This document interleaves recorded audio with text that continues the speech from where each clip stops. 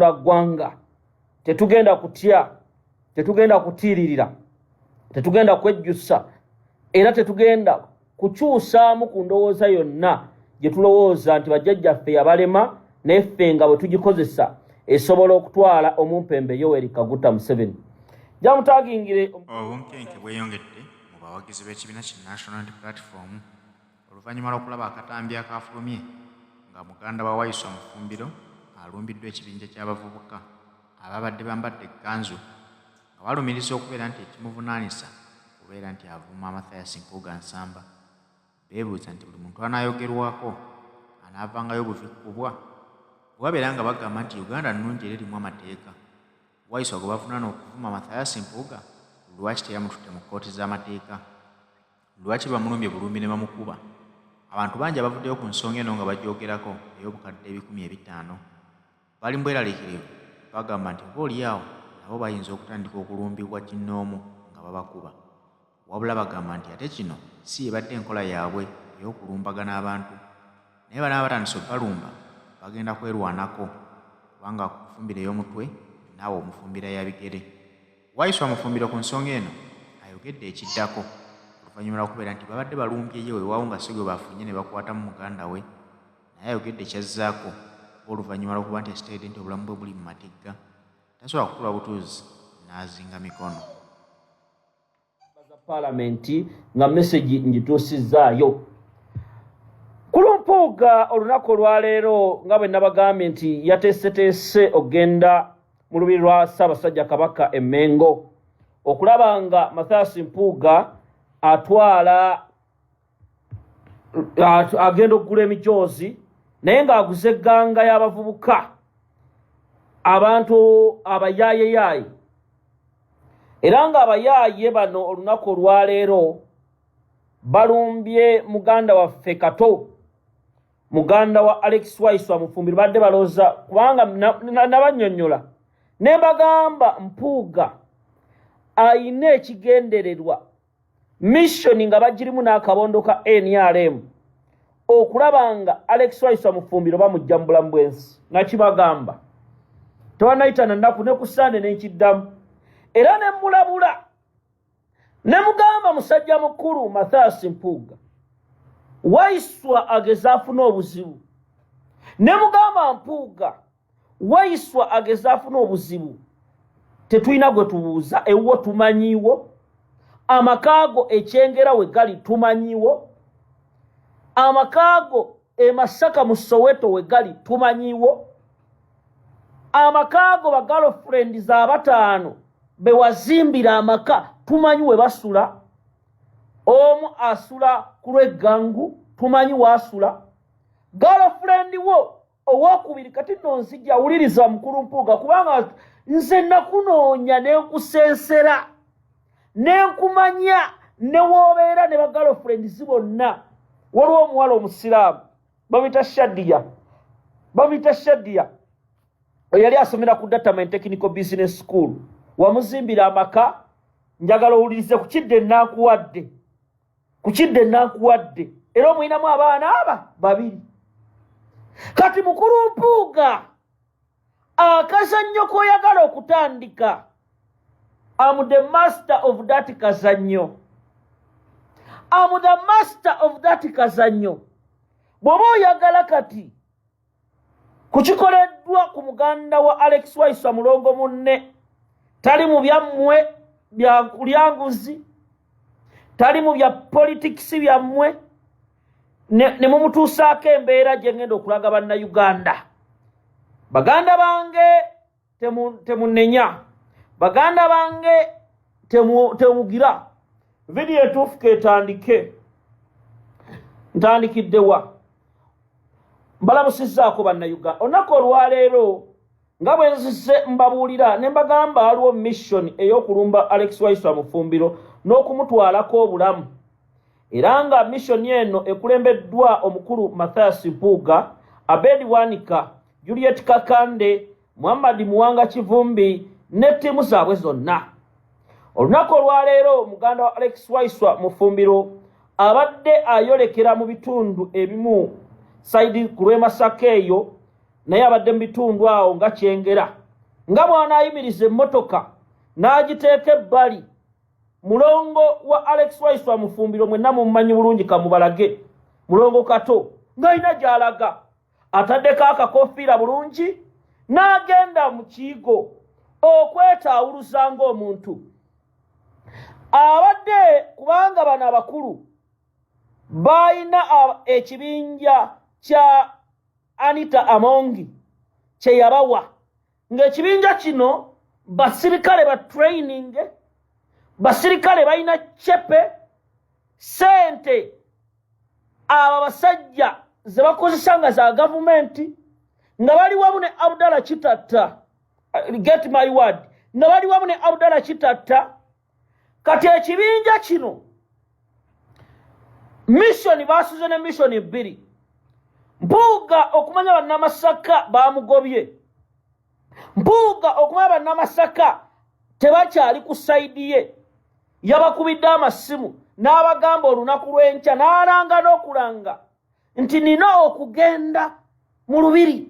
Bannamasaka ne bamugamba ow'ekitiibwa owunya, ow'ekitiibwa owunya walya ssente. Masaasi Mpuuga n'akabondo ke mu butaswala obungi ennyo n'okwekaza n'agamba tugenda kukola tutya. Ne bagenda ne balonda bakifeesi abaakolanga ne Abdallah Kitatta, kubanga missioni ze zimu. Mujjukire Masaasi Mpuuga yakolagana nnyo ne Kayihura, era mujjukira ku lisiti ez'amafuta nti yaliko, n'ayogana ne Abdallah Kitatta ne bafuna bakifeesi ne babambaza amakanzu. Bakifeesi abo nga temuli feesi gy'otunula nti we Masaka. Kati bano bakifeesi okumanya missioni yaabwe oba missioni ze babadde babawadde nga babagambye nti Waiswa Mufumbiro gwe twagala, era oba kumuggyako bulamu oba kumusaanyaawo, mwe kyonna mukikole mukikole. Mikwano gyange nga bwe nze mbagamba nti olukwe lw'okutta Waiswa abasajja baalweteekerateekera, era nga Waiswa Mufumbiro obulamu bwe buli matigga. Kati wuliriza ebikaabya, naye olwaleero ngenda kuba ku nnyama era mugisheyalinge, kubanga nze miransana ekisiibo nakimaliriza. Waliwo bye mbadde sibagamba, waliwo bye Mpuuga kati akazannyo k'oleeta kati akoze master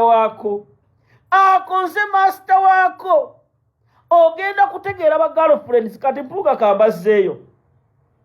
Mpuuga okimanyi waliwo kansala ali awo Masaka, era kansala oyo sijja kwogera linnya lye, naye yali mukyala wa sekuritale owa Nuupu e Masaka. Kati njagala owulirize Mpuuga, waliwo kansala ali mu kibuga Masaka. Kansala oyo yali mukyala wa sekuritale wa Nuupu e Masaka, era nga yakunoonyeza akalulu omwami oyo. Kansala oyo bamuzaalamu abaana bameka? 2. Nojja nobbayo omukyala we, omukyala n'omwagala, bw'omala omulyako ekyajjulayina n'omusuula ebbali. Bw'omala okumusuula ebbali, musajja mukulu ali n'oyagala sisita we. Kati bwe tubanga omuntu gwe tudiringa naye ali mu kategole eyo, ebimu tetubinenya. Oli asobola okwerimbika nti ayina ekitiibwa ky'ayina, naye nga byakola tebikkiriza, tebisobola kulaga muntu nti wa kitiibwa. Vidiyo ketandika entuufu. Kati njagala mugenda kutya ensi, ntandise ntya. Baganda bange, muganda wa Alex Waiswa Mufumbiro alumbiddwa. Bakifeesi ba Mpuuga nga bakulemberwa Abdallah Kitatta n'akabondo kaabwe. Era bano abakulu essaawa eno bo bakuumibwa. Mission eyo singa Waiswa afa, nkiddamu mutambuze vidiyo eno, singa Alex Waiswa afa,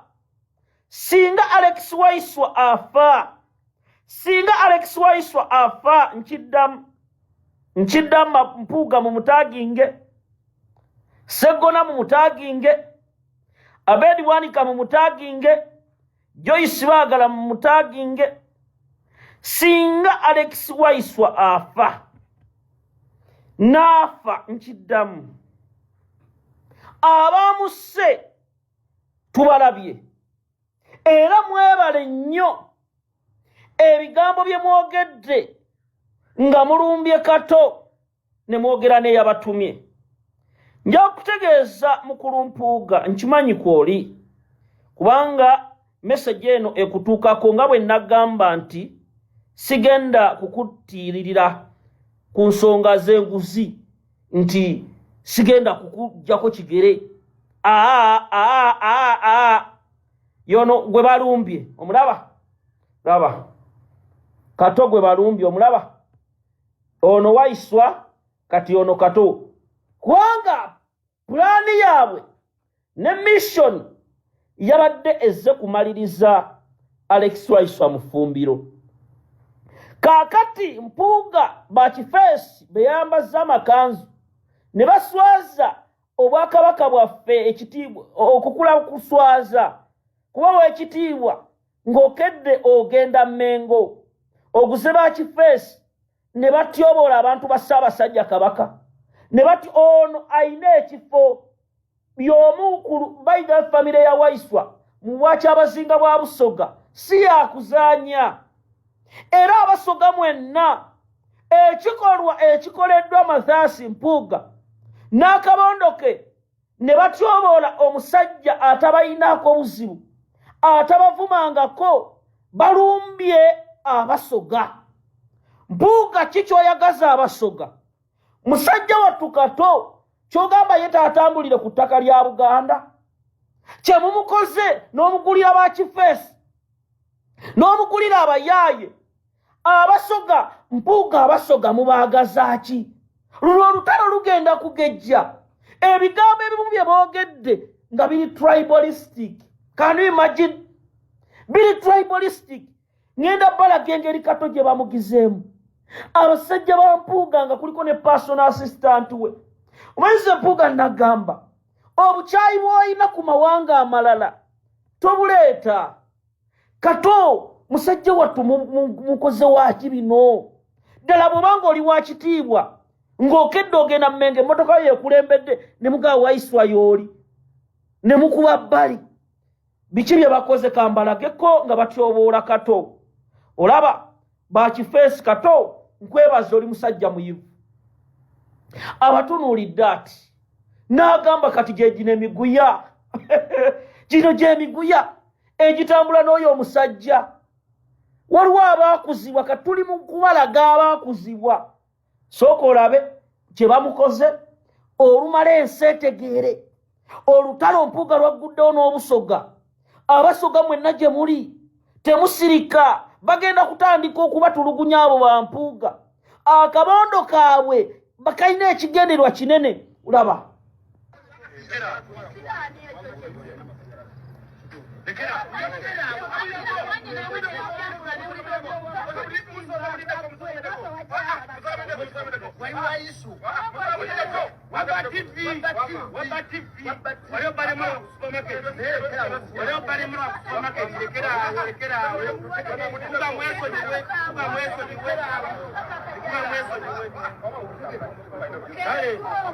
bano bonna nno bakifeesi balese bipropaganda musima ya TV byonna propaganda nefe amazima gagenda kweyoleka. Ulaba bulungi yono Kato musajja wattu gwe batyobodde abavubuka ba Mpuuga nga kuliko ne baganda be.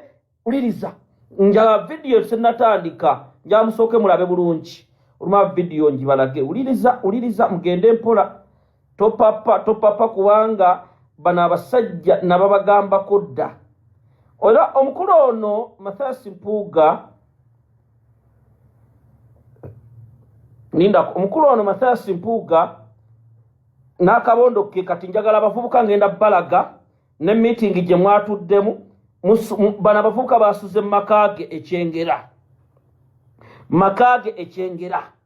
era mu kusula makage ekyengera waliwo kenjagala mutegeere.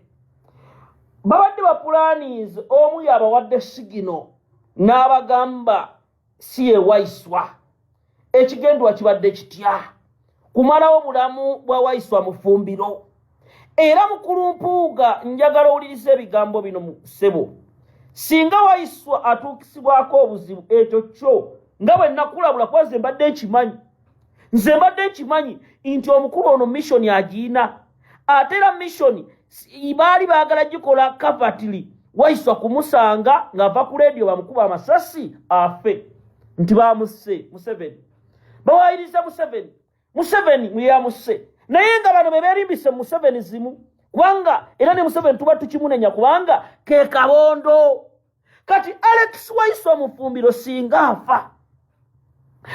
afuna obuzibu omulongo agenda kugulawo emisango abo bonna bamutyobodde musajja wabuvunaanyizibwa musajja muyigirize kati kato mumutyobodde ne famire ye ng'etunudde ne mumumanyiira olw'okuba mwe mulina amaanyi olw'okuba mulina emmundu ze zibakuuma poliisi nedda wali n'etunula kato ne mumufuuyira amalusu ne mukola buli kimu ne muleeta bakifeesi bagunizi ababudala kitatta ne bamukolako ensobi naye nga Mpuuga Waiswa yali akuvumya ekigambo ki yali akuvumya ekinga byayogera basi bituufu musajja gwe bw'abakake katego k'otandise bw'eba ye eggaali gy'oyagala kati wogenda otegera ensindi twazoliga kati wogenda okutegeera mu miransanafu nti Masaka ninayo obuyinza Mpuuga tetwagala kutumanyiira Mpuuga tewalisusse wookoma kino kigamba abamu bayinza okutya Mathias Mpuuga omanyi bw'otuulaawo n'okangabala n'olooza oli wa kitalo basajja mmwe Waiswa agezaafa ag'Akatonda mu ggulu nkimanyi mumukubye omwana obutambaala obutwamu abatambula nabo bano abasajja batukyawa bano abasajja batulimbye nnyo bano abasajja babi era gwe atamanyi basajja abo Waiswa yimirira ku mazima Waiswa abasajja obatuddemu olabagulira bakifeesi kati keetandike olaba kati ngenda kubakuba ekisibo kyawedde kandete vidiyo kakati njagala muwulirize bulungi abakulu bano kiki babala kati waliwo vidiyo zenena Mpuuga ne bewatudde nabo ne mu State House byonna bye mwagala wuliriza kantandike vidiyo President Kyagulanyi njagala message eno ogifune bulungi mukulu Mpuuga yavaayo n'agamba ekibiina kya NUP kyawambibwa n'akozesa ebigambo nti it is under siege kati njagala mulabe nsaba David Lewis Rubongo ya Secretary General obeere ku vidiyo eno ssebo kubanga waliwo wenkwetaagako maaso awo era njagala owulirize bulungi ntandise ntya mukulu Mathias Mpuuga byonna obikoze era byonna okyabikola naye message eno njagala ogifune bulungi olunaku lw'eggulo mwalabye ababaka bano nga bagenze Mengo batutte Anet Amongi President Kyagulanyi emisota gibadde gyayingira dde ekibiina era nga emisota gyabiika dda n'obugi era emisota gino President Kyagulanyi waliwo ebyama byengenda okukulaga bye batasobola kukulaga ogenda kwewuunya President Kyagulanyi abasajja babadde ekibiina bakitunda emisota tetulina gumu gwa Mpuuga gokka emisota egibaddewo ng'okulaba Bobi Wine ayingira entaana obutasukka 2024 gyonna twagitegedde Oweekitiibwa President Kyagulanyi bano abasajja ne batuuka n'okugenda ku basawo Abaganda baali bakuyoddeko ettaka ku bigere okumanya President Kyagulanyi waliwo mu Luganda kye bayita omuntu mumanye enkoko bw'ebiika amagi kati bw'emala okubiika amagi agaayo nga 3 n'oleeta mumanyi enkwale kati agenkwale nago n'ogateeka ku ki ku g'enkoko n'egamaamira bwezaala nezaala enkoko nezaala neki n'obukwale ogenda olengera akakwale nga kakola ki nga kalinnyira maama waako kati waliwo abaamaamirwa enkoko be Bamusanyewo Mpuuga ntandise ntya eno embeera gye bayisizza muganda wa Waiswa Mufumbiro gyakimala olumala ngende ku nsonga endala olabye abayaaya abo mubalabe mujja bakolako ng'amateeka bwe galagira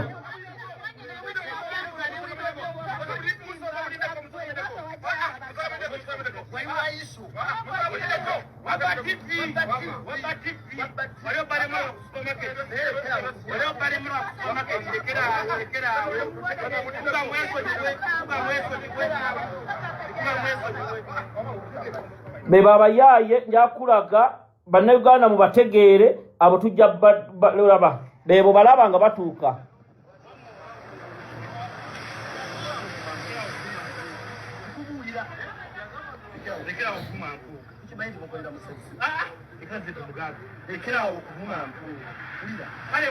obalaba bye bamukoze nga ne gwe babalumbyeko tebamumanyi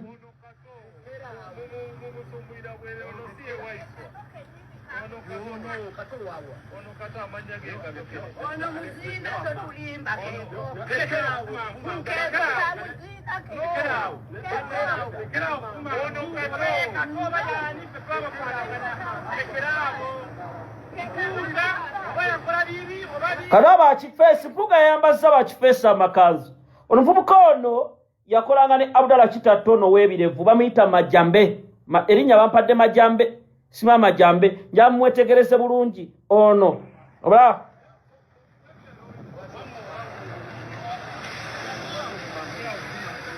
obalaba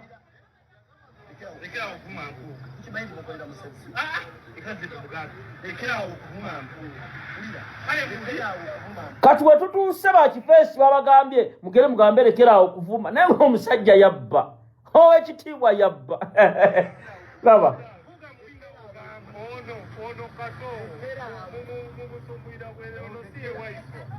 ng'abaweekirevu missoni ebalemye baswadde ow'ekitiibwa aswadde balabe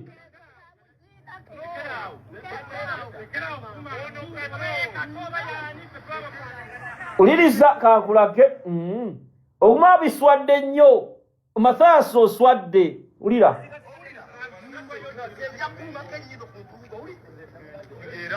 obawulira bali mu kutyoboola makanzu bali mubage ine bane Mpuuga muswazizza abaganda mutuswazizza balabe era omusoga yuno omusoga ow'empisa abatunuulidde n'agamba kati bana bambadde ekkanzu yakutte bakifeesi abajja eri gye badda mu kwegadangira abaleese laba balabe kyokka ono musiraamu mbu yasiibye obalaba squad ya Abdallah Kitatta kati nja Mpuuga vidiyo ngitandika ogenda kwetakula amabina kakati Musanyewo Mpuuga kantandike akeggulo sente byonna bye mulaba sente zafuluma ze zino era nga abakulu baziina ez'okuba bakifeesi n'abantu ab'okutta Mpuuga ze sente alina kabesegona medadi oziraba omwana wange yazikutte bulungi oziraba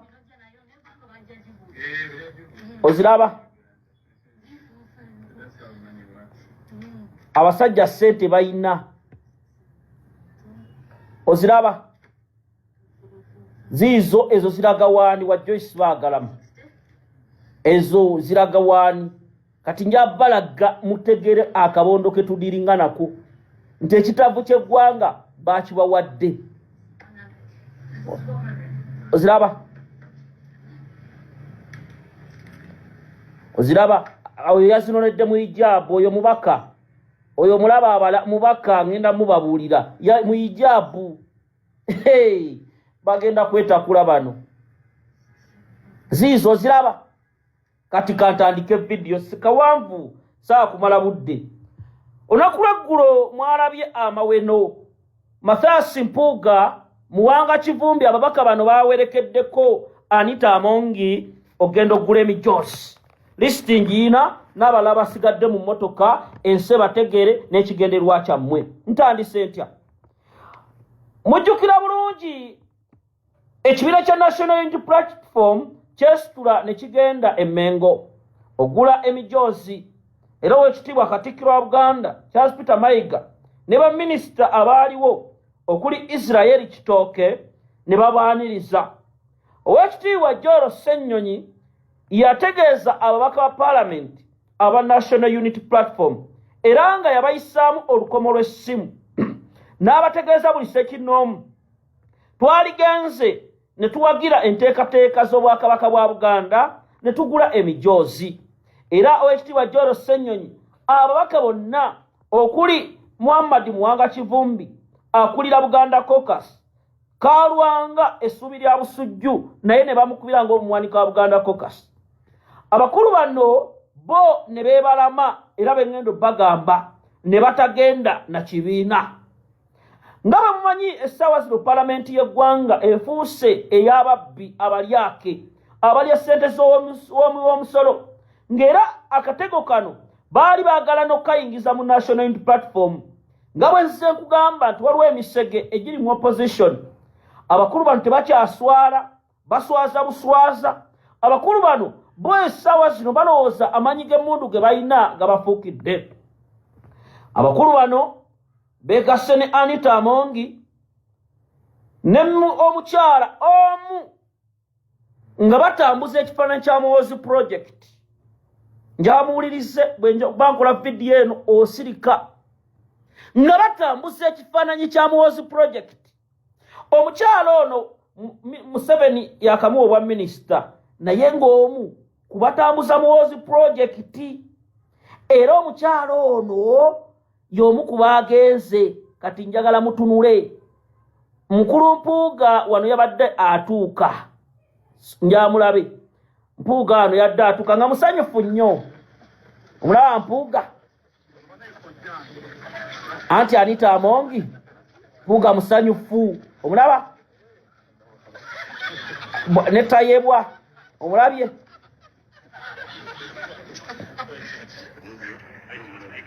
Kati njamulabe Mpuuga nga bwe mbagamba yoyo omulabye yoyo Mathias Mpuuga wano ali netayebwa oyo ono muganda we mabega ewe. Kati njabalaga ekintu kino mukitegeere bulungi. Bano abaka Palamenti be babaddeyo abo obalaba abo nengenda bakulaga. Ono asooka ye Rumuli Chad wa DP, eyo DP bagitwala dda. Ono ye Abedi Bwanika mumumanyi bulungi. Lulume Bayiga mumumanyi bulungi gwakolera. Kalwanga naye yabaddeyo kati njabalaga mumulabye Kalwanga yuyawo. Kalwanga yabaddeyo. Muwanga Kivumbi yabaddeyo. Yusufu Nsibambi abatunda FDC yabaddeyo n'Akabondo. Muwanga Kivumbi njakubuuza ssebo omaze ebbanga ddene nga Buganda Caucus tugibuuza nga terina kyekola nga musirise. Buganda Caucus mwe mwakirabye nga okugenda n'Anita Amongi kyekikola. Miliyoni 10 Amongi yazibawadde ababaka tebannasondako ku ssente ezo wabula gwe n'okikola ne Mpuuga. Era Mpuuga ono omukyala gwe yatudde naye omulaba ye wa Muhoozi Project Lilian Abba gwe bawadde obwa minisita. Kyali mu kulaga ne kyatunda kwe kulabanga Muhoozi oyo omulaba gwe yatudde naye. Omulaba gwe yatudde omanyi bino ebintu nze mbibagamba. These people, the masqueraders, bwe batulaba balowooza tetutegeera. Bwe batulaba balowooza tetumanyi. Mukulu Mpuuga oyo si gwe watudde naye, si ye Lilian Abba, owamozi project era mu bigambo byo ne message gye wakoze ng'olaga munnayo oli musanyufu nnyo olw'okuba Amongi omututti Emmengo